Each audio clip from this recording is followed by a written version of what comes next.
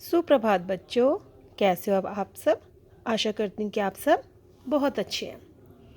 आज हम पाठ पढ़ेंगे अक्ल बढ़िया भैंस। ये हमारा हिंदी की पुस्तक का 11वां पाठ है। अक्ल बढ़िया भैंस। एक था हाथी और एक था मगरमच्छ। दोनों अच्छे मित्र थे। हाथी जंगल का राजा था और वो मगरमच्छ नदी का। एक दिन दोनों मित्र नदी किनारे बात कर रहे थे। वे एक दूसरे को अपनी अपनी ताकत के किस्से सुनाने लगे। पास में एक कछुआ बैठा उनकी बातें सुन रहा था। उसे एक बात सूझी। वह हाथी और मगरमच्छ के पास आया, अपनी गर्दन बाहर निकाल कर बोला, आप दोनों जैसा बलवान सच में दुनिया में कोई नहीं है, पर क्या आप मेरे साथ मुकाबला करेंगे? ये सुनकर हाथी और मगरमच्छ खिलखिलाकर हंस पड़े। हाथी हंसकर बोला, तुम मुझसे मुकाबला करोगे या मगरमच्छ भाई से? कछुए ने उत्तर दिया, आप दोनों से ही।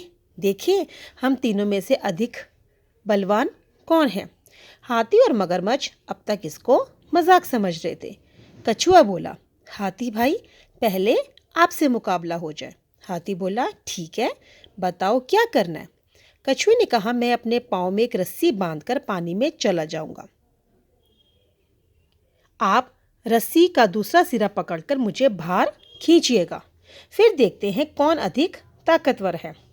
हाथी मान गया। नदी बहुत गहरी थी, उसके अंदर एक चट्टान थी।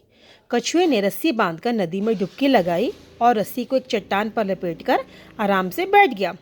बाहर झांककर बोला, हाथी भाई खींचो। हाथी ने पहले धीरे से खींचा, फिर पूरी ताकत लगाकर खींचा, लेकिन रस्सी टस से मस न हुई क्योंकि वो तो चट्टान से बंधी हुई थी। इतने में कुछ अन्य पशु पक्षी भी वहां इकट्ठे हो गए। सब ये तमाशा देखने लगे। हाथी ने एक बार जोर से झटका दिया, रस्सी खट से टूट गई। हाथी भी धड़ाम से गिर गया।